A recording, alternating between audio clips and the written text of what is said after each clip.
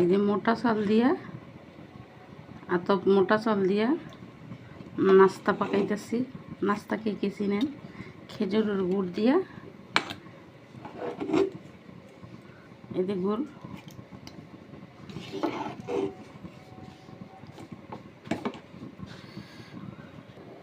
এই যে নারকেল দিব।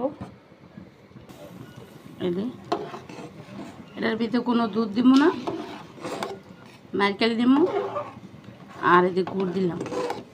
এটা অন্যরকম খাইতে মজা। আর বাদামও দিয়ে দিলাম, আস্তে আস্তে পুরো কাঠটা নারকেল দিয়ে দিলাম।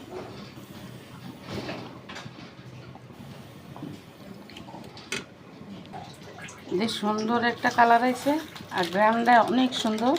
আমি তো কোনো দুধ টুধ দিইনি, একটু সামান্য গুঁড়া দুধ দিয়ে দিব, এটা সুন্দর গ্রামে লেগে। এটি কিন্তু দুধ ছাড়াই খাইতে মজা।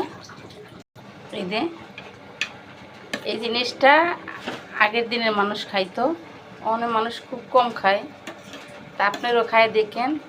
এর আমি সাথে বাদামও দিছি, নারকেল দিছি আস্তে আস্তে এমনি করে ফালি করে। অনেক মজা, আপনারা খায় ট্রাই করে দেখেন। আর কেমন হয়েছে তাও কমেন্টে জানেন। এটা খেজুরের গুড় দিয়ে রান্না করছি।